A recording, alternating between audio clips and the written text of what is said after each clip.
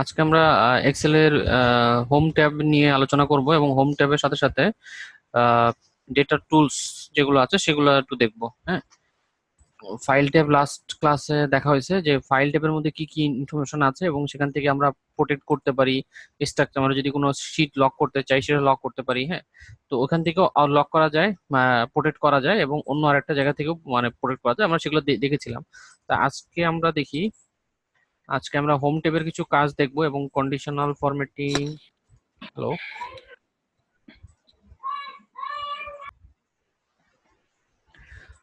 একটু লাইনে থাকবেন। Cell Excel file protection. Okay, screen দেখা যাচ্ছে?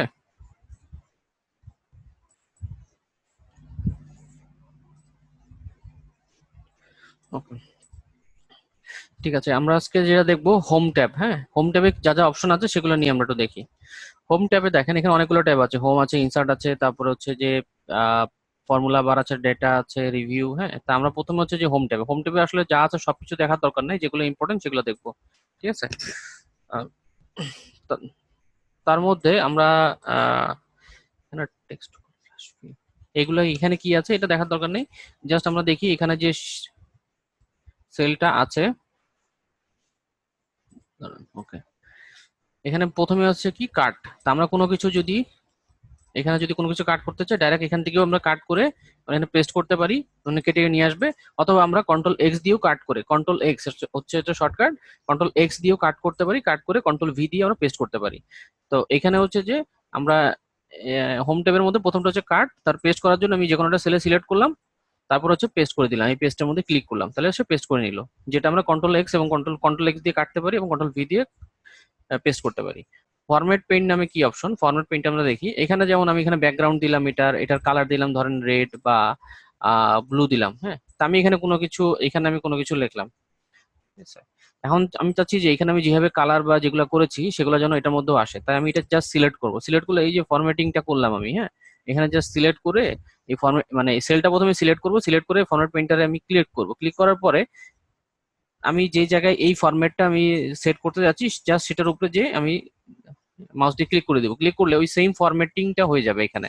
যেমন এটা রেড করেছিলাম টেক্সটটা, তারপরে হচ্ছে যে আপনার ব্যাকগ্রাউন্ড ইয়েলো ছিল, ফন্টটা যেটা ছিল সেটা হয়ে যাবে। যেমন এটার ফন্ট যদি আমি দেই এটা দিলাম, ঠিক আছে। এখন আমি ফরম্যাট পেইন্ট যদি এটা করি তাহলে সেম ফন্ট হয়ে যাবে। ঠিক আছে, ফরম্যাট পেইন্টের থ্রুতে যেটা করা যায় যে একটা সেলের মধ্যে আমি যে জিনিসটা যে ফরম্যাটে যেইভাবে লিখলাম ঠিক সেই ফরম্যাটে সেই ব্যাকগ্রাউন্ড কালার সবকিছু নিয়ে আরেক জায়গায় পেইন্ট করে দিবে। আমাকে কষ্ট করে আবার ওই একটা একটা করে সিলেক্ট করতে হবে না। ঠিক আছে, এটা হচ্ছে যে ফরম্যাট পেইন্টের কাজ, এটা কাজে লাগে প্রায় সময়। এখন আমি যদি, এখন ধরেন আমি একটা যে কোনো একটা কিছু লিখলাম, বাংলাদেশ।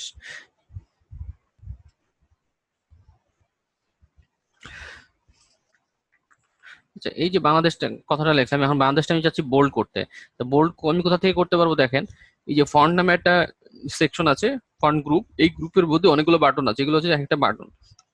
বিতে যদি প্রেস করি বোল্ড হবে, আবার যদি প্রেস করি তাহলে আনবোল্ড হবে। আইতে আবার প্রেস করলে ইতালিক হবে, আবার প্রেস করলে তারপরে সে নর্মাল এতে ফন্টে ফিরে আসবে। আর এখানে দেখেন ইউ এর নিচে আন্ডারস্কোর দেওয়া আছে।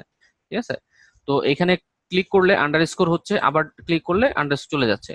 তো কন্ট্রোল বি দিলে, কন্ট্রোল বি হচ্ছে শর্টকাট, এটা মনে রাখবেন। কন্ট্রোল বি দিলে বোল্ড হবে, কন্ট্রোল বি দিলে আবার হচ্ছে এটা বোল্ড, বোল্ডটা চলে যাবে। কন্ট্রোল আই দিলে ইতালিক, আবার কন্ট্রোল আই দিলে, কন্ট্রোল প্লাস আই প্রেস করলে সেই ইতালিকটা আবার চলে যাবে। আবার যদি ইউ দিই, কন্ট্রোল প্লাস ইউ দিই তাহলে কি হবে, আন্ডারলাইন হবে। কন্ট্রোল প্লাস ইউ দিলে আবার সে আন্ডারলাইনটা চলে যাবে। এখন হচ্ছে, এখন দেখেন এই বাংলাদেশ, আমি তো এটা করলাম। এখন ব্যাকগ্রাউন্ড কালার আমি চেক করতে, চেঞ্জ করতে যদি চাই তাহলে দেখেন এখানে দুইটা কালার অপশন আছে। এখানে মাউসটা নিয়ে গেলে দেখাচ্ছে এটা কি ফিল কালার। ফিল কালার মানে হচ্ছে যে যে এখানে লেখা আছে একটা টেক্সট দেখবেন, এই যে colour the background of the cell to make them stand out. ঠিক আছে, আমি যে কোনো কালার করতে পারি। আর এখানে যে অ্যারো সাইন আছে, এই অ্যারো সাইনে ক্লিক করলে এখানে আমি যে কালার আমি করব, জাস্ট ক্লিক না করলেও আমি মাউস দিয়ে যদি সিলেক্ট করি তো সেই অনুযায়ী সে কালারটা চেঞ্জ হবে। হ্যাঁ, আর এইখানে যে আমরা এ দেখতে পাচ্ছি, এ হচ্ছে যে ফন্ট, এখানে যে কয়টা এ দেখতে পাচ্ছি এগুলো সব ফন্ট। ঠিক আছে, তো এই যে এর মধ্যে যে কালার লেখা তার মানে এর মানে ফন্টের কালার চেঞ্জ হবে, বা মাউসটা নিয়ে গেলেও সে বলবে যে আসলে আমরা কি করতে পারবো এটা দিয়ে। হ্যাঁ, তো এখানে মাউসটা নিয়ে গেলাম, এখান থেকে আমি যেই কালারটা আমি সিলেক্ট করবো জাস্ট মাউসটা আমি সরাচ্ছি, দেখছি যে কোন কালারটা ফিট হয়। তা আমি যখন আমি দেখলাম যে না এই কালারটা মোটামুটি বোঝা যাচ্ছে, তো আমি এখানে ক্লিক করে দিলাম। এখানে ক্লিক করে দিলে সেই কালারটা ফিট হয়ে গেল। ঠিক আছে, তো এটা হচ্ছে যে ব্যাকগ্রাউন্ড কালার সেলের, আর এটা হচ্ছে যে কি এই যে দেখতে পাচ্ছি এটা হচ্ছে যে ফন্ট কালার, মানে ওই টেক্সটের কালারটা কিরকম হবে। ওকে, আর উপরে দুইটা দেখেন ছোট ছোট আছে। হ্যাঁ, এইটা এই দুইটা এর সাথে এই যে এখানে 11 লেখা আছে, এটাতে খেয়াল করবেন। এই যে এখানে 11, এই 11, এই যে 11 যে সংখ্যাটা দেখতে পাচ্ছি এখানে হচ্ছে যে এখানে যদি আমি ক্লিক করি তাহলে ফন্টের সাইজ বড় হবে, আবার যদি এখানে ক্লিক করি এই পাশের এতে তাহলে ফন্টের সাইজ কমতে থাকবে। দেখেন এখানে সংখ্যা চেঞ্জ হচ্ছে। আমরা এখানে ক্লিক না করে এখানে আমি যদি 20 দেই, যদি 20 লিখে যদি ইন্টার দেই তারপরেও সেটা চেঞ্জ হবে। হ্যাঁ, তার মানে এই দুইটা অপশন দিয়ে আমরা ম্যানুয়ালি বাটন দিয়ে করতে পারি, আর এখানে ডাইরেক্টলি আমরা নাম্বার দিয়েও সেটা করতে পারি। আর যদি আমরা ফর্মে এখানে যেমন ধরেন আমি এখানে দিলাম কত 20, 20 দিলাম। 20 দেওয়ার পরে এখন আমি চাচ্ছি যে এইখানে যে ফরম্যাটিং মানে পেইন্টটা আছে সেটা ঠিক এটার মধ্যে হবে, দেখি এটা হয় কিনা। এখানে ফরম্যাট পেইন্টে তো পেইন্ট করলাম, তারপর এটা দিলাম, দেখেন এক ফন্ট সাইজ কিন্তু সেম চলে আসলো। এটাও 20 এবং এটাও 20। ফন্ট সাইজ আমরা কি দেবো কোনো টেক্সটের, যে এখানে ক্লিক করলে এই যে এখানে দেখা যাচ্ছে ফন্টের নাম, এই যে এই জায়গাটায় এখানে দেখা হচ্ছে হয় এখানে যেটা দেখায় সেটা হচ্ছে ফন্টের নাম, আর হচ্ছে যে এখানে যেটা দেখা যায় ফন্টের সাইজ কত, আর এইগুলো দিয়ে ফন্টের সাইজ গুলো ইনক্রিজ করতে পারবো।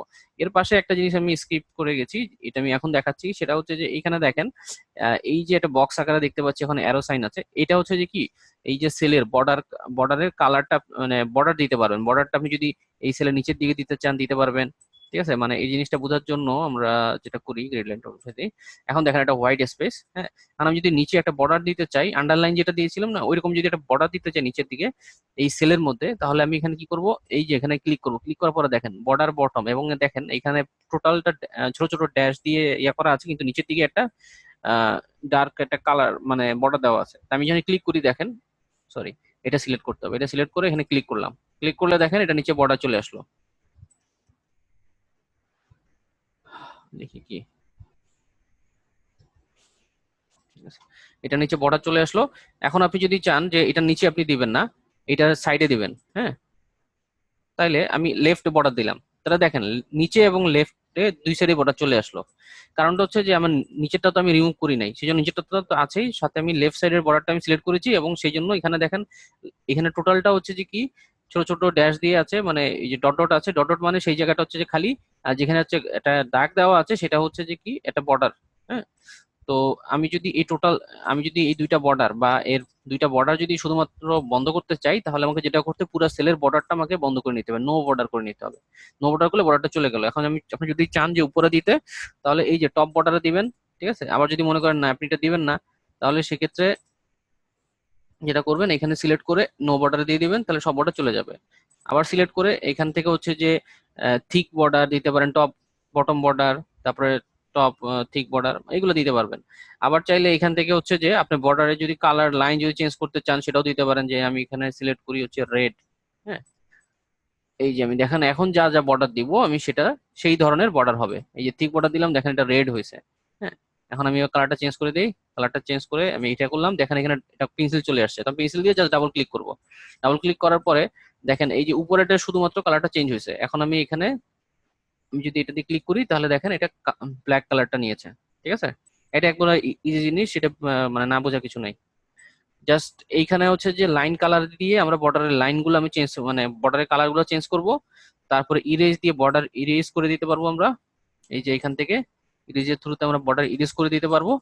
এটা হচ্ছে যে আরেকটা অপশন, যদি আপনি ইরেজ করতে চান বর্ডার এখান থেকে ইরেজারের থ্রুতে। ঠিক আছে, আর হচ্ছে ড্র বর্ডার এইগুলো লাগে না, মেনলি এইগুলো দিয়ে কাজ কাজ চলে যায় আপনার। হ্যাঁ, আর ইরেজ বর্ডারটা আপনার লাগে না, জাস্ট নো বর্ডার ইউজ করে প্রথমে যদি কোনো কিছুতে বর্ডার করা থাকে এভাবে চারি সাইডে, ঠিক আছে, তখন আপনি তুলবেন কিভাবে, জাস্ট নো বর্ডার দিয়ে দিবেন। নো বর্ডার দিয়ে আপনার যেই সাইডে বর্ডার দরকার জাস্ট সেই সাইডের সেই সাইডের ইয়েটা আপনি ইয়া করে নেবেন, সিলেক্ট করে নেবেন, এই যে লেফট বর্ডার রাইট বর্ডার।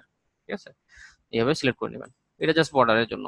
এখন হচ্ছে যে আমার টেক্সটটা দেখেন, এই যে লেখাটা, কালারটা চেঞ্জ করি। ঠিক আছে, এই যে লেখাটা হচ্ছে যে ওই সেলের মধ্যে গ্রিড লাইনটা দিলাম, এই সেলের মধ্যে নিচের দিকে আছে। হ্যাঁ, এই লেখাটা এখন যদি এই লেখাটা আমি যদি উপরের দিকে নিতে চাই, ঠিক আছে, মাঝ বরাবর নিতে চাই, তাহলে আমি এখানে যদি ক্লিক করি তাহলে সে মাঝ বরাবর নিচ্ছে। তারপরে এখানে যদি ক্লিক করি উপরের দিকে নিচ্ছে। একটা জিনিস খেয়াল করেন, এখানে যখন ক্লিক করতেছি সে উপরে নিচ্ছে টপ, টপে নিচ্ছে, তারপর এখানে যদি ক্লিক করি তাহলে মাঝখানে নিচ্ছে, মাঝখানে মানে, আর এখানে যদি ক্লিক করি নিচে নিচ্ছে। কিন্তু সে এই সেলের রো বরাবর কিন্তু সে মিডিল করে নাই, মানে এইটার মাঝখান বরাবর কিন্তু সে টপ বটম লেফট করে নাই, সে শুধুমাত্র লেফট সাইড থেকে টপ বটম লেফট করছে। সেটা যদি করতে হয় তাহলে আমাকে কি করতে হবে, এই যে এখানে দেখেন, এখানে একটা হচ্ছে কি লেফট অ্যালাইন, মানে সে ডিফল্ট হিসেবে লেফটে থাকে। যদি আমি সেন্টার দিই তাহলে সেন্টারে আসবে, রাইট যদি রাইটে আসে। এখন আমি যদি এই টেক্সটটা এই টোটাল বক্সটা ধরেন এত বড়, ওই বক্সের এই মাঝখানে আনতে চাই তাহলে কি করতে হবে, প্রথমে আমাকে সেন্টার দিতে হবে, সেন্টার দিলাম। সেন্টার দিয়ে তারপরে এখানে, এখানে কি, এটা হচ্ছে টপ, তারপরে হচ্ছে যে মিডিল, তারপরে মিডিল লাইন, তারপরে হচ্ছে কি, এটা হচ্ছে বটম লাইন, তার মিডিল লাইন দিলাম, তাহলে দেখেন সেন্টারে চলে আসছে। ঠিক আছে। এখন পরেরটা দেখি, পরেরটা হচ্ছে যে ওরিয়েন্টেশন। ওরিয়েন্টেশন হচ্ছে টেক্সট আপনি কিরকম দেখতে যাচ্ছেন, এরকম ব্যাখ্যা করে দেখতে যাচ্ছেন নাকি এরকম করে দেখতে যাচ্ছেন। হ্যাঁ, এখান থেকে আপনি ওরিয়েন্টেশন গুলো চেঞ্জ করতে হয়। এটা কখন লাগে, এটা হচ্ছে যে যখন আপনার দেখা যাচ্ছে যে সেলের সাইজ অনেক মানে আপনার ছোট, মানে নির্দিষ্ট একটা ছোট সাইজ দিয়েছে, স্টাইলিং করতে যাচ্ছেন বা আপনি স্টাইলিং করতে যাচ্ছেন, তখন সেই ক্ষেত্রে আপনি এটা ইউজ করতে পারেন। ঠিক আছে, তো এটা সেই ক্ষেত্রে অনেক কার্যকরী। যখন আপনি আবার ধরেন আপনি এটা ব্যাখ্যা করে ফেললেন, এখন আপনি হচ্ছে যে এই অ্যালাইনমেন্টটা কাউন্টার ক্লকওয়াইজ করে ফেলেছেন, এখন আপনি এটা সোজা করবেন কিভাবে, তখন এটার উপরে এটা দেখেন সিলেক্টেড হয়ে আছে এই জায়গাটায়। হ্যাঁ, এখানে সিলেক্টেড হয়ে আছে, যখন সিলেক্টেড হয়ে থাকে তখন একটা বক্স আকারে থাকে। এখন আমি যদি এইটা সিলেক্ট করি তাহলে দেখেন এখানে একটা সিলেকশন হয়ে আছে। এখানে আমি যদি আবার ক্লিক করি তাহলে সেটা আগের জায়গায় ফিরে যাবে। ওকে, এখন আমি দেখি এটা কি যেন। ওকে, এখানে তো আমি যে লেফট অ্যালাইন, সেন্টার অ্যালাইন এগুলো আমি এখান থেকে করতে পারছি। হ্যাঁ, তো এখান থেকে অ্যালাইনমেন্টে, মানে এইটা হচ্ছে অ্যালাইনমেন্টের একটা গ্রুপ, এর মধ্যে আমরা যা যা কিছু করব সবকিছু অ্যালাইনমেন্টের জন্য। তো এই যে লেফট সাইডে হচ্ছে যে top, bottom, sorry top, middle এবং হচ্ছে যে বটম, মানে কলাম বরাবর টপ, বটম এবং মিডিল, সরি টপ, মিডিল এবং বটম, মানে এটা কলাম বরাবর সে চিন্তা করবে যে আমার মিডিল আছে কিনা। আর নিচেরটা হচ্ছে যে সে মানে রো বরাবর, মানে লেফট থেকে রাইট বরাবর সে মিডিলে আছে কিনা। হ্যাঁ, যদি আপনার টপ থেকে বটমে মিডিলে থাকে এবং লেফট থেকে রাইটে মিডিলে থাকে তাহলে সেই জিনিসটা এই সেন্টারে আসবে। জিনিসটা ক্লিয়ার? ক্লিয়ার হলে দ্রুত মেসেজ দিয়ে দেবেন। ইয়েস। এগুলো কি জানা আছে সব? র্যাপ টেক্সট, তারপরে মার্সেল, এগুলো কি জানা আছে? যদি জানা থাকে তাহলে আমি জানা জিনিস বলবো না। র্যাপ টেক্সট কি জানেন? যদি র্যাপ টেক্সট জানেন তাহলে বলবেন যে ইয়েস র্যাপ টেক্সট, এরকম একটা লিখবেন।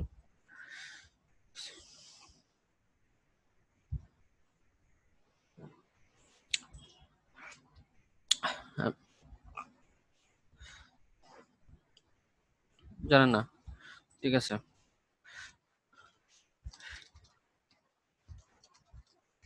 এই যে এখন আমি যখন একটা টোটাল জিনিসটা আমি যখন লিখলাম, লেখার পরে সেই জিনিসটা কি হচ্ছে, এই সেলের পুরা, মানে সেলের তো একটা নির্দিষ্ট একটা এরিয়া আছে, সেই এরিয়া বাইর হয়ে এসে চলে যাচ্ছে। এখন আমি যদি এখানে কোনো কিছু লিখি তখন অর্ধেক কাটা পড়ছে, আবার এখানে লিখছি কাটা পড়ছে। এটা কিন্তু এই সেলের ভিতরে লেখাটা আছেই। হ্যাঁ, কিন্তু এই সেলের মধ্যে আমি যাচ্ছি যে পুরো লেখাটা শো করাইতে, তাহলে আমি কি করবো, র্যাপ টেক্সট ইউজ করবো। র্যাপ টেক্সট ইউজ করলে কি করবে, সে তার সেলের সাইজে যতটুকু আছে তার মধ্যে সে চেষ্টা করবে যে ওই জিনিসটাকে অ্যাড করার। এখন যদি সাইজ, মানে জিনিসটা যদি এরকম থাকে যে আপনার সাইজটা এমন ছোট করলেন যে ওর মধ্যে জায়গা হচ্ছে না, তাহলে কিন্তু মানে সে চেষ্টা করবে যতটুকু দেখানো যায় সেটা দেখানোর চেষ্টা করবে, মানে সে তার যতটুকু এরিয়া থাকবে তার মধ্যে সে চেষ্টা করবে দেখানোর জন্য। আর আমি যদি র্যাপ টেক্সট না দেই তাহলে যেটা হবে, সে জাস্ট লম্বালম্বি ভাবে দেখাই যাবে, তা যতটুকু পর্যন্ত সে জায়গা নিতে পারে নিল, নিয়ে তারপরে বাকি অংশটুকু সে দেখাবে না। আর যখন র্যাপ টেক্সট দিব তখন সে ওই টেক্সট অনুযায়ী সে জায়গাটা নিয়ে নেবে। ঠিক আছে, তো এটা প্রায় সময় কাজে লাগবে র্যাপ টেক্সটটা। এখন আমরা এটা বাদ দিই, এটা গেল হচ্ছে র্যাপ টেক্সট। র্যাপ টেক্সট একদম ইজি জিনিস। এখন হচ্ছে যে মার্সেল। মার্সেল আপনার কাজে লাগবে কখন? মার্সেল হচ্ছে যে আপনার,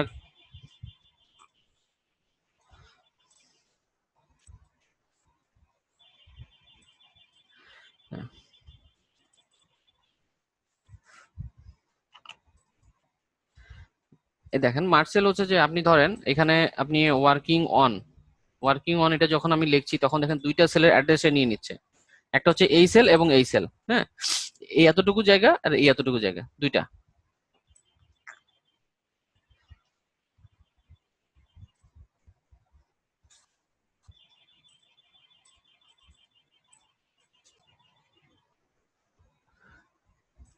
এখানে দেখেন, এখানে হচ্ছে যে কি ওয়ার্কিং অন, এটা হচ্ছে ওয়ার্কিং অন, আর এটা হচ্ছে যে হোয়াইট প্লেস। এখন আমি যদি চাই যে আমি দুইটা মিলাই আমি জায়গাটা দেখাবো, হ্যাঁ, এই এই দুইটা সেল মিলে আমি হচ্ছে যে এই লেখাটা দেখাবো, তাহলে সেক্ষেত্রে কি করব, আমি প্রথমে এটা সিলেক্ট করলাম, তারপর এটা টান দিলাম, টান দিয়ে আমার হচ্ছে যে আমি দুইটা সেল আমি সিলেক্ট করলাম, সিলেক্ট করার পর আমি merge cell and centre, merge cell and centre বলতে এই দুইটাকে মিলে একটা সেল করে নেবে। যখন আমি ক্লিক করলাম দেখেন দুইটাকে মিলে সে একটা করলো, এবং আমি যদি টান দিয়ে একটু ইয়া করি তাহলে সেই রো বরাবর সেটাকে সেন্টার করলো। এখন আমি যদি চাই যে এটাকে আমি মিডিল বরাবর নিব, তাহলে আমি যেটা করতে পারি এই যে এখানে ক্লিক করে এটাকে মিডলে নিয়ে আসলাম, ঠিক আছে।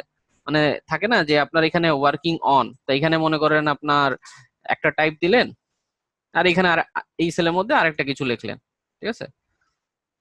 যেমন হচ্ছে আমি এখানে কি দিলাম, যেমন সিরিয়াল নাম্বার, আর একটা হচ্ছে যে কি টেক্সট টু সিরিয়াল নাম্বার, আর হচ্ছে হচ্ছে যে সিরিয়াল নাম্বার কিসের, সিরিয়াল নাম্বার হচ্ছে যে এই যে এখানে যে টপিকস গুলো আছে সেগুলার, ঠিক আছে। তো সেই ক্ষেত্রে আমার হেডিংটা অবশ্যই একটু বড় করে দিতে হবে। এখন আমি যদি হেডিংটা এইভাবে না দেই তাহলে কি হবে দেখেন, হেডিংটা না দিলে এখানে একটা সেল, এখানে একটা সেল, হ্যাঁ। এখন আমি যদি এইখানে যদি আমি কালার করি, এটা যদি আমি কালার করি, ঠিক আছে, তাহলে দেখেন এটা কালার করলে শুধুমাত্র এই সেলটা কালার হচ্ছে, এখানে কিন্তু কালার নেই। আবার যদি এটা করি এখানে ইয়া দেই, ঠিক আছে, কিন্তু জিনিসটা আসলে অরিজিনাল মানে দেখে মনে হচ্ছে একসাথে, কিন্তু আসলে একসাথে না। এখন আপনি যদি এটাকে সেন্টার করতে চান, এখানে যদি সেন্টার করেন এটা কাজ করবে না, এখানে সেন্টার করেন, ঠিক আছে, এই দেখেন এগুলো কাজ করতেছে না। সেই জন্য আসলে মার্জ সেলটা দরকার, যে কোনো কিছু আপনার মানে একটা সুন্দর করে যদি অর্গানাইজ করতে চান বা বিভিন্ন কাজে আপনার কোনো হেডিং দেওয়ার জন্য বিশেষ করে মার্জ সেলটা লাগে। ওকে।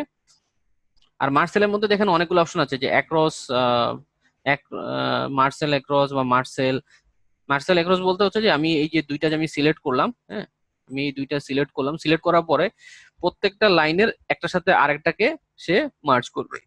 এই যেখানে যাই মার্সেল অ্যাক্রস দেখেন, আমার আমি জাস্ট এই টোটালটা সিলেক্ট করলাম এবং বলে যখন মার্সেল অ্যাক্রস দিলাম তখন এই সেলের সাথে এই সেলের মার্জ করলো, এই সেলের সাথে এই সেলে মার্জ করলো, ঠিক আছে। এখন যদি আপনি আনমার্জ করতে চান জাস্ট সিলেক্ট করবেন, সিলেক্ট করে এখানে ক্লিক করলেই সেটা আনমার্জ হয়ে যাবে। ওকে। তো এখানে অনেকগুলো অপশন আছে, যেমন আনমার্জ আপনি এখানে ক্লিক করেও সেলগুলো আনমার্জ করতে পারেন, অথবা যেমন হচ্ছে আমি দেখাই আবার, এটা দেখলেন এখানে ক্লিক করলাম মার্চ, এখানে যখন আপনি যখন সিলেক্ট করে মার্চ সেলে এখানে ক্লিক করলেন তখন সবগুলাকে সে মার্চ করে একটা মানে যতটুকু এরিয়া আপনি সিলেক্ট করেছেন সেটাকে নিয়ে একটা সেল হিসেবে সে ইয়ে করলো, সেল হিসেবে সে ধরলো। এবং যেই সেলটাকে সে ধরলো সেটা কোনটা, এই যে এখানে এইখানে দেখেন, যখন আমি এখানে সিলেক্ট করছি তখন দেখাচ্ছে কি F8, আর যখন এখানে সিলেক্ট করছেন G4, জি, আর এই হচ্ছে যে 4, এই 4টা কেন G4 দেখেন এবার, কারণ হচ্ছে যে আমার অ্যাক্টিভ সেল কোনটা দেখেন, এখানে অ্যাক্টিভ সেল হচ্ছে যে কিন্তু G4, মানে যেটা হচ্ছে যে টোটালটা আমি যে সিলেক্ট করলাম তার মধ্যে দেখেন এইটা একটু হোয়াইট হয়ে আছে, হ্যাঁ, এইখানে দেখেন, এইখানে যখন আমি টোটালটা সিলেক্ট করলাম এখানে হচ্ছে কত G9টা হোয়াইট হয়ে আছে। এখন আমি যখন এটা আর এটা সিলেক্ট করার পরে দেখেন এখানে দেখাচ্ছে কি G9 দেখাচ্ছে, সিলেকশন টোটালটা করেছি কিন্তু যেখান থেকে আমি শুরু করেছি সেটা হচ্ছে অ্যাক্টিভ সেল, এবং অ্যাক্টিভ সেলটাই হবে সেল অ্যাড্রেস, এই সেলের অ্যাড্রেস হবে অ্যাক্টিভ সেল, ঠিক আছে। এই জিনিসটা ক্লিয়ার, অ্যাক্টিভ সেলের কনসেপ্টটা কিন্তু আপনার মানে ডাইনামিক কাজের জন্য লাগবে, সো সো এটা খেয়াল রাখবেন। কোনো কনফিউশন আছে মার্সেলে, কোনো কনফিউশন? এখন কিন্তু আমি অনেক দ্রুত যাব, হ্যাঁ, মানে অত স্লো যাব না, আগে যেরকম শুধু ফাংশনের ক্ষেত্রে স্লো গিয়েছিলাম এইসব জিনিসে আমি স্লো যাব না। আর এই টোটালটা জিনিসটা যখন আমি মার্জ করতেছি এখানে ক্লিক করলে মার্জ হয়ে যাচ্ছে, আবার ক্লিক করলে আনমার্জ হয়ে যাচ্ছে, আবার যদি আমি মার্জ করি এইভাবে, আবার যদি আনমার্জ করতে চাই এখানে একটা অ্যারো আছে, এখানে ক্লিক করে এই যে এখানে আনমার্জ সেল আছে এখানে ক্লিক করলেও আনমার্জ হয়ে যাবে। অপশন অনেকগুলো আছে, একটার মধ্যে আপনারা যেটা খুশি ইউজ করতে পারেন। এখন আসি হচ্ছে যে ধরেন নাম্বার ফরম্যাট, এখন ধরেন আপনার কোনো কিছু এরকম আছে 99, তারপর হচ্ছে 0.23, ঠিক আছে, এরকম আছে। এখন আপনি কি এটা পার্সেন্টেজে যদি আনতে চান তাহলে পার্সেন্টেজ আনতে চান তাহলে এখানে পার্সেন্টেজে ক্লিক করলে সে পার্সেন্টেজে অটোমেটিক্যালি নিয়ে নেবে, কারণ 100 দিয়ে গুণ করতে হবে না, ঠিক আছে। এই পার্সেন্টেজে ক্লিক করলে সে পার্সেন্টেজে নিয়ে নিচ্ছে। তারপরে ধরেন একটা ভ্যালু আছে 200, এখানে আপনি যদি ডলার সাইন দিতে চান তো এখানে আপনি ক্লিক করবেন ডলার সাইন চলে আসবে। এখন আপনি যদি অন্য কোনো সাইন দিতে চান তাহলে সেই সাইনগুলো এখানে, এখানে একটা অ্যারো সাইন আছে এখানে ক্লিক করবেন, সেই সাইনগুলোতে আপনি জাস্ট ইয়া করে দিবেন, সিলেক্ট করে দিবেন, সিলেক্ট করে দিলে সেই সাইনটা এখানে চলে আসবে। ওকে। আর এখানে মোর অ্যাকাউন্টিং কি ফরম্যাটস, মোর অ্যাকাউন্টিং ফরম্যাট আছে এখানে, এখান থেকে আপনার যে ফরম্যাটটা আপনার দরকার, যেমন বিডিটির জন্য বিডি, টি, কে না, এটা যেন কি হবে, বিডি, এই যে বিডিটি আছে, হ্যাঁ। তো আমি যখন এখানে দিলাম দেখেন বিডিটি আসছে। বিডিটিটা কিভাবে আসছে আবার দেখাই। এই যে এখানে একটা অ্যারো সাইন আছে, ডলার সাইন, হ্যাঁ। এই এই টোটাল এরিয়াটা হচ্ছে যে এটা নাম্বার ফরম্যাট। নাম্বার ফরম্যাট একটা গ্রুপ, এই গ্রুপের মধ্যে নাম্বার রিলেটেড আমরা যে কোনো কাজ করব, হ্যাঁ। তো আমি একটু ভালো করে দেখাই, নাহলে বুঝবেন না। 200 আমি এখানে লিখলাম, লেখার পরে এখানে দেখেন 200, এখানেও দেখেন হচ্ছে যে এই যে ফর্মুলা বারে দেখেন এখানে হচ্ছে যে কত 200 লেখা শো করছে।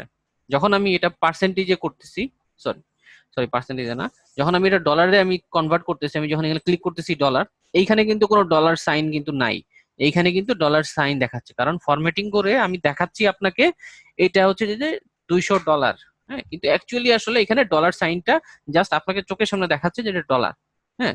কিন্তু আসলে অ্যাকচুয়ালি এখানে কিন্তু ডলার বলে কিছু নাই এখানে, জাস্ট আপনার ভিজুয়ালাইজেশনের জন্য এটা দেখাচ্ছে। এখন আপনি যদি বিডিটি তে কনভার্ট করতে চান, তাহলে সেক্ষেত্রে কোথায় যাব, এখানে অ্যারো সাইন আছে, এখানে ক্লিক করবো, মোর ফাংশন, মোর অ্যাকাউন্টিং ফরম্যাটে যাব। এখানে ক্লিক করার পরে এই যে অ্যাকাউন্টিং নামে একটা অপশন আছে, এখানে আসছে। এইখানে আসার পরে দেখেন এখানে একটা ডলার সাইন এখানে শো করছে। তা আমি এখানে সিলেক্ট করলাম, এখানে ক্লিক করলে মানে এখানে ক্লিক করলেই এটা এরকম ড্রপ ডাউন আসছে। ড্রপ ডাউন আসার পরে আমি যদি কিবোর্ড থেকে লিখি বিডিটি, মানে একসাথে লিখবো বিডিটি, বিডিটি যদি লিখি তাহলে সাথে সাথে দেখেন বিডিটি সিলেক্ট হলো। সিলেক্ট হওয়ার পরে আমি এটা সিলেক্ট করলাম, করার পরে আমি এটা ওকে দিলাম। ওকে দিলে দেখেন 200.00 দেখাচ্ছে, 200 সাথে আবার 00 দেখাচ্ছে, কিন্তু এইখানে কিন্তু শুধুমাত্র 200ই দেখাচ্ছে, হ্যাঁ। তো আমি চাচ্ছি যে এই যে 00 দেখাচ্ছে সেটা আমি যেন না থাকে। তাহলে আমি কি করব, এই যে দেখেন এইখানে, এখানে হচ্ছে ডিক্রিজ ডেসিমেলস, ডিক্রিজ, আর একটা হচ্ছে কি ইনক্রিজ, মাউসটা নিয়ে গেলে কি দেখাচ্ছে ইনক্রিজ ডেসিমেলস, হ্যাঁ। তো আমি যদি এখানে ক্লিক করি সে ডেসিমেলটাকে ইনক্রিজ করবে, আর আমি যদি এখানে ক্লিক করি তাহলে যতবার ক্লিক করবো ততবার একটা একটা করে ডেসিমেল সংখ্যা, মানে দশমিক দিয়ে যে সংখ্যাগুলো আছে সেগুলো সে কমাতে থাকবে, ঠিক আছে। তো এই জিনিসটা আসলে এখানে কেন আসছিল, এই যে টু 200.00 কেন আসছিল, কারণ হচ্ছে যে যখন আমি এখান থেকে ক্লিক করে যখন আমি ডলার সাইনটা দিলাম, তখন বাই ডিফল্ট হিসেবে এই যে মোর অ্যাকাউন্ট ফরম্যাটে যায়, অ্যাকাউন্টিং এর এখানে দেখেন ডেসিমাল প্লেস 2 দেওয়া আছে। যেহেতু এখানে ডেসিমাল প্লেস অলরেডি 2 দেওয়া আছে, সেই জন্য ডিফল্ট হিসেবে সে 200.00 নিয়ে নিয়েছে। আমি যদি এটা যদি এখান থেকে কমাই দিই, তাহলে দেখেন ওকে দেন, তখন কিন্তু সেটা আবার দেখাচ্ছে 200 দেখাচ্ছে। আর যেহেতু আমি এটা ডলার সাইন দিয়েছিলাম, সেই জন্য আবার একটু চেঞ্জ করে দিই, বিডিটি, সরি বিডিটি, বিডিটি, যাই হোক এটা, এই যে বিডিটি আসলো, তারপরে আমি এখানে ডেসিমাল সংখ্যাটা কমালাম, তারপরে আমি এটা করলাম। এবার দেখেন এখানে এত আসছে, কিন্তু আসলে এখানে এটা কিন্তু দেখাচ্ছে না। আর আমি আরেকটা বলেছিলাম যদি কোনো টেক্সট হয় টেক্সট কিন্তু যোগ করা যায় না। এখানে আমি দেখেন আবার লিখলাম 50। এখন আমি যদি এটা সাম করি, এই দুটো যদি সাম করি তাহলে কত 250 বিডি দেখাচ্ছে, এইটা কিন্তু যোগ করা গেছে। কারণটা হচ্ছে যে এখানে আমরা যেটা দেখতে পাচ্ছি সেটা জাস্ট ফরম্যাটিং করা, হ্যাঁ, আমাদের চোখের সামনে দেখাচ্ছে জাস্ট, কিন্তু অ্যাকচুয়ালি এখানে তার ভ্যালুটা আছে, সেই জন্য আমরা যোগ করতে পারছি। কিন্তু নর্মালি কিন্তু টেক্সট কিন্তু যোগ করা যায় না, হ্যাঁ। এটা কিন্তু আসলে কোনো টেক্সট না, এটা হচ্ছে নাম্বার। আর এই নাম্বারটা আমরা চেক করতে পারি কিভাবে, এন একটা ফাংশন আছে সেটা দিয়ে। এই যে এন লিখলাম, যদি এটা নাম্বার হয় তাহলে ভ্যালু রিটার্ন করবে, যদি না হয় তাহলে সে জিরো রিটার্ন করবে। এই ফাংশনটা আমরা অলরেডি দেখেছি, ওকে। এখানে চারটা অপশন ক্লিয়ার?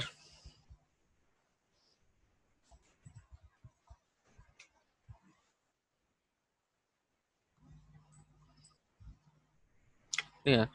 এখানে দেখেন আরেকটা, চারটার মধ্যে একটা কমা বাদ পড়ে গেছে, এটা হচ্ছে কমা স্টাইল। কমা স্টাইল হচ্ছে কি থাউজেন্ড সেপারেটর, মানে আমি যদি 1000 লিখি, 1000 লিখলে সে তিনটা শূন্যের পরে, মানে তিনটা ভ্যালুর পরেই সে একটা করে কমা দিবে, যার ফলে মানে আমরা 1000 লিখতে আমাদের কয়টা ইয়ে লাগে, মানে কয়টা শূন্য লাগে, তিনটা শূন্য লাগে। সেই জন্য বলছে যে এটা কমা হচ্ছে থাউজেন্ড সেপারেটর। যদি একটা কমা দিয়ে থাকে তার মানে মানে 1000। এখন আমার যদি মনে করেন আরেকটা আমি যদি 1 2 3 4 5 6, তাহলে এখানে কমা আসবে কয়টা, দুইটা কমা আসবে, ঠিক আছে। মানে প্রথমে ছিল 1000, তারপরে কত শতক লক্ষ, তারপর হচ্ছে 10 লক্ষ, ঠিক আছে। তো থাউজেন্ড সেপারেটর হচ্ছে যে যদি আমি বুঝাইতে চাই যে এটার সাথে এটা কমা, মানে কমা দিয়ে আমরা বুঝাইতে পারি, হ্যাঁ, সেটা হচ্ছে এই কমা। এখানে যদি আবার ক্লিক করি, এখানে ক্লিক করলে হচ্ছে ডিফল্ট হিসেবে অ্যাকাউন্টিং ফরম্যাটে যেটা নিচ্ছে সেটা হচ্ছে ডেসিমাল ভ্যালুটা নিয়ে নিচ্ছে। যদি ডেসিমাল ভ্যালুটা কমাইতে চাই তাহলে এখান থেকে আমরা ডিক্রিজ করে দিব। আর যদি আমরা চাই যে এখানে আগে যেভাবে ছিল আমি কমা দেখাতে চাচ্ছি না, তখন সেক্ষেত্রে আমরা কি করব, এই যে এখানে উপরে একটা সাইন আছে অ্যারো সাইন, হ্যাঁ, এখানে ক্লিক করো, ক্লিক করার পরে দেখেন এখানে ABC general, no specific format, মানে আমরা এত সময় ফরম্যাট টরম্যাট করে বিডিটি বিডিটি দিয়েছিলাম, অনেক কিছু দিয়েছিলাম, সেগুলো দিয়েছিলাম, সেগুলো আমরা কোনো কিছু দিব না। সেক্ষেত্রে আমরা নো স্পেসিফিক ফরম্যাট দিব, তার মানে অ্যাকচুয়ালি যে ভ্যালুটা ছিল সেটা দেখাবে। হ্যাঁ, তারপরে দেখেন আবার এখানে হচ্ছে নাম্বার ফরম্যাট, যদি আমি এটা নাম্বার ফরম্যাটে কনভার্ট করতে চাই তখন আমি সেটা কনভার্ট করতে পারি। যখন আমি এটা কনভার্ট করব দেখেন এখানে নাম্বারটা তো এই নাম্বারটা শো করছে, সাথে ডট জিরো জিরো শো করবে, এখানে ক্লিক করলেই ডট জিরো জিরো চলে আসবে। আবার যদি চাই এটা আমি কারেন্সিতে কনভার্ট করব, এখানে আমি ক্লিক করব, দেখেন কারেন্সিতে কনভার্ট হয়ে গেছে। তো এখানে যে কারেন্সি যে কনভার্ট করলাম এটা হচ্ছে যে এই যে এখান থেকে যেটা করলাম সেটা। হ্যাঁ, এইখানে দেখেন আরেকটা আছে অপশন ডেট, শর্ট ডেট। আমি যদি এখানে ক্লিক করি তাহলে সে ওই সংখ্যাটাকে একটা ডেটে কনভার্ট করে দিবে। আমি যে সংখ্যাটা লিখেছিলাম ওইটা ওই সংখ্যার মানে হচ্ছে যে আমি যদি ডেটে কনভার্ট করি সেটা হচ্ছে যে 26 তারিখ 11 মানে নভেম্বর 37 সাল। হ্যাঁ, 37 সালে কনভার্ট করছে। তো ডেট কেন একটা সংখ্যাকে, মানে একটা সংখ্যাকে কিভাবে ডেটে কনভার্ট হয় সেটা পরে দেখাবো আমরা। উম এখনই দেখাই দিই, সমস্যা নেই। আমি কি এর আগে ক্লাসে কখনো বলেছিলাম ডেট এবং টাইম হচ্ছে একটা সংখ্যা? কোনো ক্লাসে কি এটা বলেছি? যদি বলে থাকি তাহলে বলবো না।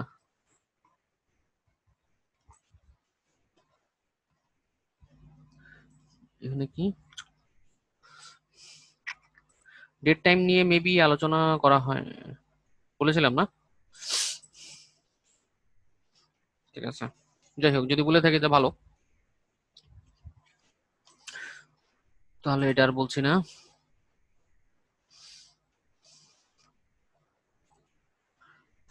আর এখান থেকে নাম্বার ফরম্যাটে এখানে আরেকটা অপশন আছে দেখেন, এই যে এখানে একটা অ্যারো সাইন আছে। হ্যাঁ,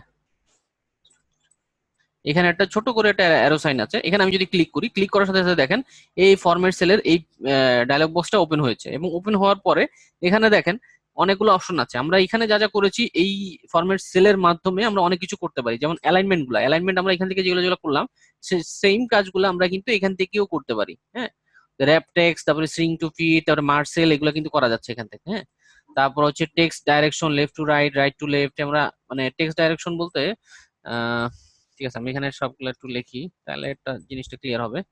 এখানে যাই, অ্যালাইনমেন্টে যাই, টেক্সট ডাইরেকশন লিখি, তো left, right to left, right,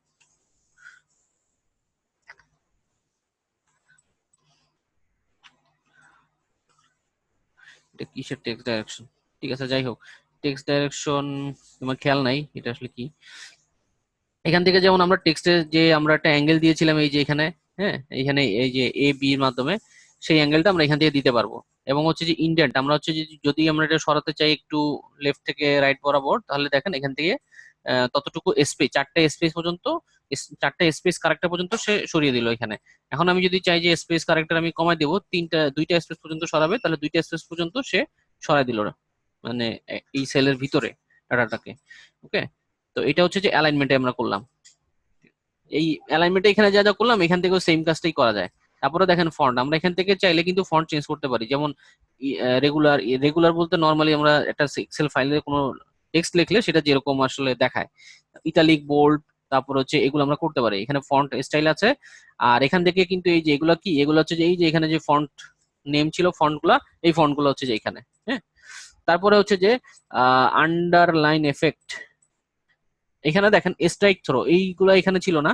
strike throw বলতে হচ্ছে যে আমি যখন এখানে ক্লিক করব, এখানে দেখেন একটা প্রিভিউ দেখাচ্ছে, এখানে ধরেন একটা টেক্সট দেওয়া আছে এই জায়গায়। হ্যাঁ, তো এই এখানে যখন আমি ক্লিক করছি মাঝখান দিয়ে একটা দাগ দিয়ে দিচ্ছে, তার মানে আমি স্ট্রাইক থ্রো লিখে স্ট্রাইক থ্রোতে ক্লিক করে যখন আমি ওকে দিব তখন এই লেখার মাঝখান দিয়ে একটা দাগ দিয়ে দিবে। হ্যাঁ, তারপর হচ্ছে সুপার স্ক্রিপ্ট, মানে সুপার স্ক্রিপ্ট দেখেন এটা ছোট হয়ে গেছে, এবং ওই যে স্কোয়ার আমরা এ to the power 2, A to the পাওয়ার 3 এরকম লিখি না, তো ওই জিনিসগুলো ঠিক এরকম ভাবে ইয়া করে।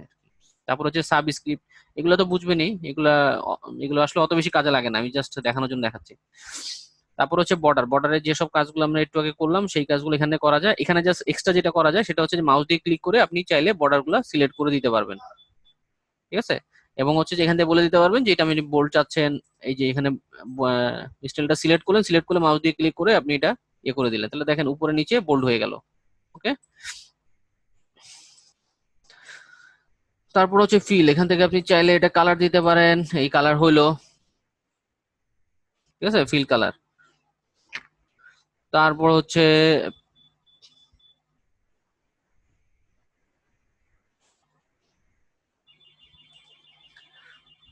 তারপর হচ্ছে প্রোটেকশন। এখান থেকে আপনি সেই যে সেলটা আমরা একটু আগে যেটা দেখেছিলাম,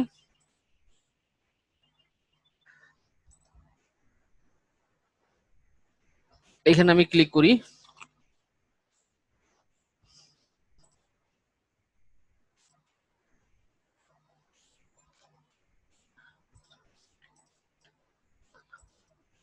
এখানে ক্লিক করলাম, এখানে ক্লিক করার পরে দেখেন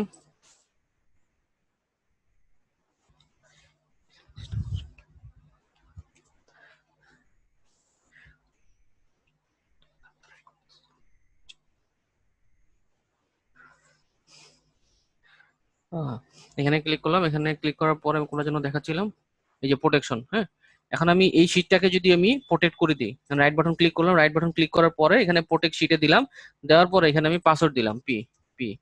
পাসওয়ার্ড দেওয়ার পরে দেখেন এটা প্রোটেক্ট হয়ে গেল। হ্যাঁ,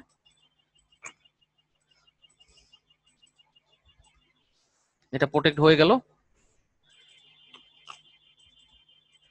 এই যে এটা হচ্ছে প্রোটেক্ট হয়ে গেল। এখন আমি যদি চাই যে এই সেলটা আমি যখন এই শিটটাকে আমি মানে প্রোটেক্ট করব, কিন্তু আমি শুধুমাত্র এই সেলটাকে আমি অ্যাক্সেস করবো, তো সেটা আমি কিভাবে করব? সেটা করার জন্য আমাকে যেটা করতে হবে, আমি এটা আনপ্রোটেক্ট করি, পাসওয়ার্ড দিলাম, আনপ্রোটেক্ট হইলো। আনপ্রোটেক্ট হওয়ার পরে এখন হচ্ছে যে আমি কি করব, আহ, এখানে যাই, এই কোনায় ক্লিক করলাম, করার পরে এই প্রোটেকশনের এখানে যাব, যে এরপরে আমি এই লকটা আমি তুলে দিব।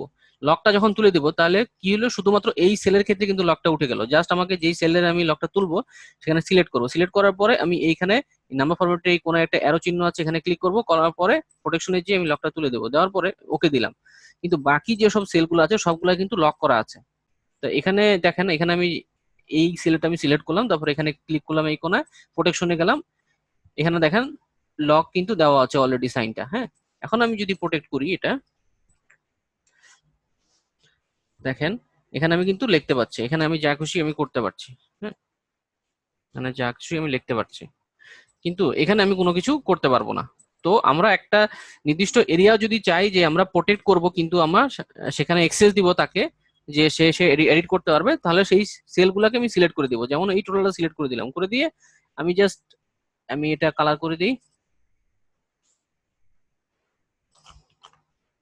এই যে আমি কালার করলাম, কালার করার পরে এই চারি সাইডে একটা বর্ডার দিয়ে দিলাম। হ্যাঁ, এরকম একটা বর্ডার দিয়ে দিলাম, তারপর এটা মার্জ করে দিলাম। এখন আমি এখানে কোনো কিছু লিখলাম, এখন আমি যদি এখন আমি এখান থেকে এই টোটালটাকে আমি হচ্ছে যে এটাতে কিন্তু দেখাচ্ছে যে হচ্ছে কি আনলক, কারণ হচ্ছে যে এটা হচ্ছে অ্যাক্টিভ সেল ছিল। কোনটা অ্যাক্টিভ সেল ছিল? এই যে কোনার এটা E3 ছিল অ্যাক্টিভ সেল। দেখি আমি এটা এখন প্রোটেক্ট করে দিয়ে এটা কি অ্যাক্টিভ থাকে কিনা। দেখেন এটা অ্যাক্টিভ আছে, কারণ হচ্ছে যে এইখানে যে কোনায় যে মানে যেই সেলটা আগে আমি অ্যাক্টিভেট করেছিলাম সেই সেলটাকে আমি ফার্স্টে সিলেক্ট করে বাকিগুলো আমি সিলেক্ট করেছিলাম, সেই জন্য এই টোটাল সেলটা অ্যাক্টিভ সেল। হ্যাঁ, সেই জন্য ওটা অলরেডি যেহেতু আমার আনলক করা আছে, সেই জন্য এটা কাজ করছে। কিন্তু যদি না থাকতো তাহলে কিন্তু আমার ওই যে লকটা তুলে দিত, মানে তুলে দেওয়া লাগতো, এই টোটালটা সিলেক্ট করে লকটা তুলে দেওয়া লাগতো। ক্লিয়ার জিনিসটা?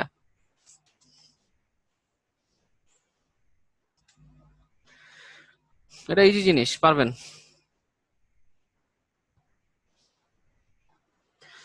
ওকে,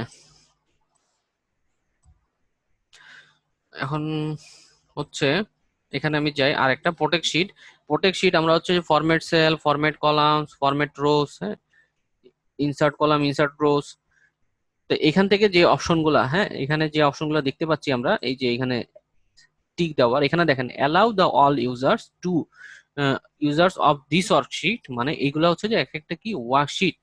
এই যে এটা হচ্ছে এটা শিট, এগুলোকে শিট বলা হয় বা ওয়ার্কশিট এক্সেল এর ভাষায়, মানে এক্সেল নিয়ে কাজ করতে গেলে আরো অ্যাডভান্স লেভেলে তখন আপনাকে ওই ওয়ার্কশিট কথাটা বারবার মনে রাখতে হবে। তাই এগুলো হচ্ছে যে এক একটা ওয়ার্কশিট।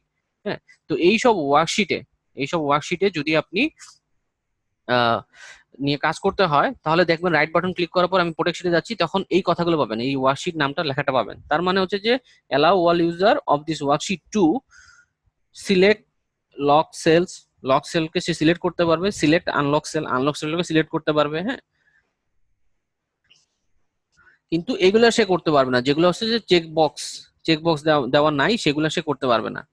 ঠিক আছে, বাকি সব সে প্রোটেক্ট করে দিবে। যেমন হচ্ছে পি পি, আমি যেমন সিলেক্ট করতে পারছি, এটাও সিলেক্ট করতে পারছি, কিন্তু এগুলো প্রোটেক্ট করে রাখছে। তো যেগুলো যেগুলো আমাদের অ্যালাউ করার দরকার, প্রত্যেক এই রাইট বাটন ক্লিক করে প্রত্যেক শিটটা আসছে, যেগুলো যেগুলো আমাদের অ্যালাউ করার দরকার সেগুলো জাস্ট এখানে ক্লিক করে দেবো, সেগুলো সেগুলো আমরা নিয়ে কাজ করতে পারবো। যদি আমি এখানে এগুলা যদি মানে এগুলো আমি যদি সিলেক্ট করে দিই, তাহলে এই রিলেটেড যেসব কাজগুলো আছে সেগুলা মানে পাসওয়ার্ড প্রোটেক্টেড দেওয়ার পরেও যে ওই যে সেলগুলো আমি আনলক করে দিয়েছিলাম সেগুলোতে আমি সেই সব কাজগুলা করতে পারবো, কিন্তু বাকি কাজগুলা অন্যান্য সেলে আমি করতে পারবো না, শুধুমাত্র সেই সব সেলেই করতে পারবো। ঠিক আছে, এগুলো একটু বাসায় প্র্যাকটিস করবেন। আজকে কি বেশি হয়ে গেছে না আরো দেখাবো?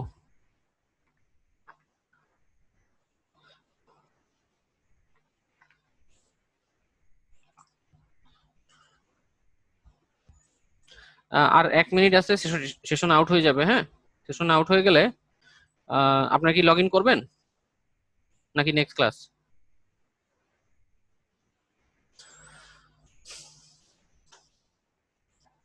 টিউ ভাই কি বলেন? মানে আপনাদের যেটা ইচ্ছে সেটা, হ্যাঁ, কারণ আমি হচ্ছে যে অনেক দ্রুত দেখাইছি তো অনেকগুলো অপশন। নেক্সট ক্লাসে যদি করি তাহলে হচ্ছে যে এই ফরম্যাট টেবিলটাই নিয়ে দেখাবো, মানে এটা সেল হয়ে যাবে, মানে এটা খুবই ইম্পর্টেন্ট। আর এখানে অনেক কিছু আছে, মানে সবকিছু দেখার দরকার নেই, যেগুলো যেগুলো ইম্পর্টেন্ট।